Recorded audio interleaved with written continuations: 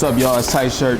You gotta aim this more towards me, not Gerald. And why is you so blurry? Interlocal. Yeah. Hey, we got the Alpha 9 Mark III right here, okay? And I don't have it long enough to review it. I've only had it for a few hours, but I do have some very interesting thoughts on what I think this camera means for the camera space. So I'm gonna actually let the nerdy dude here talk about what he thinks about it first. Where are you at? What do you think about this camera, man? I'm in the same boat as you, obviously. I haven't, had much time with it, but I think it has a lot of promise. I'm not as excited. It's definitely photo first. I feel like, right? And the features that are so cool about it, I'm not going to use, right? But the sensor is exciting because you want to explain why? No. All right, I'll catch you there. So what I'm thinking is that what we've seen from Sony before is that you make a good sensor and then it gets trickled out. Yeah. Other bodies from Sony, other divisions, FX maybe, something like that. I don't have any information. I'm not saying there's going to be an FX camera with this sensor. I'm not saying that. He is saying that. But it's likely. And even possibly third-party licensing, which shows with other brands and stuff like that, right? Yeah. So we needed somebody to make a 24 megapixel / 6K, if we're talking video, sensor that was crazy fast. We needed one of those. You got an A7 whatever, right? I got an A7 IV right. and a ZV-E1 that I'm using right now. So you know what rolling shutter is all about on an A7 IV? Yeah, it's terrible. It's terrible. Like, we don't have a fast like mid-range sensor. By mid-range I mean we got 8K sensors. We got 4K. The 4K sensor's fast. And the 8K sensor is like 50 megapixel craziness, right? Yeah. We don't have a 6K sensor that's fast. All right, so. Now we got one. All right, back over here, okay. All right, so I'm gonna go into some of the details in case you missed the press release and all that, and if I miss anything, you can fill in, okay? So it's a global shutter, and if you don't know what that means, it's just, come on, no, you go ahead. Sure.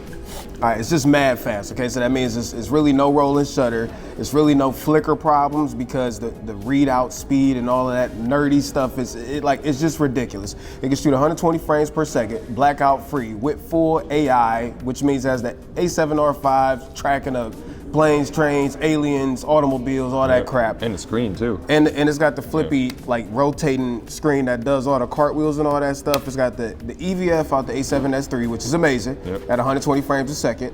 What else? It's got 8 stops of stabilization now. Plus, this is the second camera that has the dynamic active stabilization on top of. Those are 2 other reasons that are promising. The dynamic active shows that they're not committed to just sticking that in vlogging cameras. Absolutely. The screen shows they're not committed to only putting that on the A7R5. So, right? Sony, I'm gonna say this right now, in case you're watching this video. Don't make another camera without this flippy thing right here. Don't do it, okay? Dynamic active is a necessity on every camera moving forward because, like he just said, it shows that we should have it on more than just vlog cameras, and people will appreciate it on more than just vlog cameras. So, there's way more that this camera could do. It does 16-bit RAW over HDMI, which is really 12-bit realized or something like that. It's not really. Well, ProRes RAW or whatever is the 12-bit version, right? Yeah. Right. But it means that the camera's reading out at 16-bit, in the first step, which is great. Right. And they can do it 16-bit that fast. Right. And then photos are what, 14-bit RAW? 14-bit RAW, and then S-Log3 and all that other nerdy stuff. Okay. Although, did you tell them about the ISO and S-Log3? So that is weird. So the base ISO in S-Log3 is 2000. Yeah. Okay, and the base ISO in photos is what, 250? 250, yeah. So I don't know, Or PP off in video is also 250. 250. Yeah. So there's definitely some, I won't say quirks, but some things you'll have to get used to with this bad boy. But here's what I think about the A9 Mark III. Will I be buying it? Absolutely not. It's not the camera for me. I also can't afford it. But that doesn't mean that it's not the camera for the next person. But I'm not a person who shoots professional sports or wildlife or anything like that. I'm more hyped to see, like he said at the beginning of this video, the upgrades that they've made to this, including using global shutters, getting this flippy screen, getting the dynamic active stabilization, all that stuff. I'm excited to see these things trickle down into newer cameras. I can't wait to have a Sony A7 IV budget camera with all of this new stuff in it. And we've seen them do stuff like that because remember the A1? Yep. And then they make an A7 IV that has all the stuff the A1 had, but in a different sensor. Right. So now we need that, like you said, whatever the next camera is. I feel like I've been in focus the whole time and you haven't. Well, what are you shooting at? I'm at f2.8. Oh, on that wide of lens, we're probably fine. I don't know. Maybe not. Anyways, I think the camera's mad exciting. I will tell y'all, like shooting, they had a bunch of demo sets and stuff like that set up for us, and shooting basketball players and people boxing and stuff like that. It's wild, like literally freaking wild, how fast the camera is and how it's instant. Yeah, you don't see it do anything. It's nuts. Yeah. Like you pull the trigger, you press the shutter button, and it rips off 50 photos by the time you even realize that you're pressing it. And like literally every single photo is in focus, framed up and all that stuff. It's like a cheat code and it feels unreal. You know another thing's in there that's weird? What? You can do 1/48 of a second That shutter. is right. They don't have DCI 24p, but you can do one, so maybe that's suggesting something. It's 4K 60 is no crop. No crop? 4K 120 Also no crop. is no crop. And Terry and I have talked behind the scenes before about like what we'd like people to do. It's like, when you can't hit the speeds anymore, don't just crop in. Right. Give it sort of like just an uglier mode. Right. And so the 4K 120, it's not oversampled because they can't do that. The 4K 60 is oversampled, which is insane, right? So for the 4K 120, they go, we'll just bin it, but you keep your same field of view. So You don't gotta change lenses, you don't gotta zoom, you know? So hey Sony, okay, I know I've said this to you before, but on cameras like the Sony A7 IV, okay, or A7C2, we would love a low quality mode or like a line skipped or pixel bend mode, but full frame. Please give us the option, okay? So we can shoot 4K 60 without changing our lens or Yes. whatever, you know? We want it. The one thing I didn't say to sell it, where I was like, I'm excited about the sensor. The reason why I'm excited, this is for your nerdier group, okay? Yeah. When we talk about global shutters existed before. So what's Not in the mirrorless camera.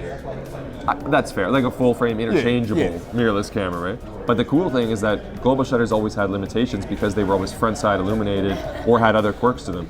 And any Sony shopper out there knows that Sony loves their backside illuminated sensors, right? That are in low light, whatever else. Yep. I was wondering leading into this, what are they gonna do? Like, is a global shutter, is it gonna be front side? That's weird.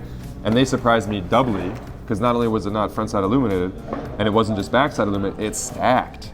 So the copper's in the back, and it's stacked, which is why you're getting those other crazy speeds you're talking about. And it's a global shutter. That's why it's a really cool sensor, beyond just being like a global shutter.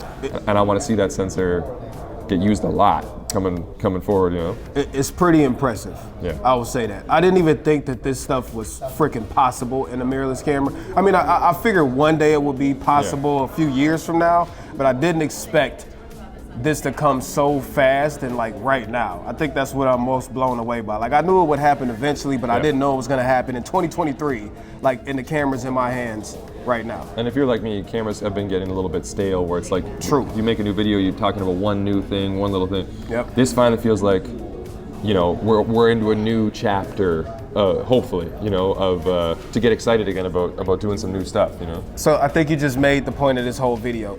I'm not so excited about what it specifically can do. I'm excited about how this camera changes the entire camera industry when it comes to mirrorless cameras and seeing all these upgrades trickle down. So I'm actually gonna shut up this time unless Gerald. Trickle down Terry. I'm actually gonna shut up this time unless Gerald wants to say something. Thanks for having me on. That's all I want to say. Do you want to do your outro? I think they gotta hear it on here. But it's we, right? Yeah. So be like, all right, we're done. I think I'm playing chess, I see a king, I'm at his neck. I'm 3 steps ahead at every move, now that's a check. Yes, they wanna know my secret, it's because I never slept. All my nightmares of me at 40, life's a wreck. See my dad, he in debt, and my mom, she upset. That's way back when 4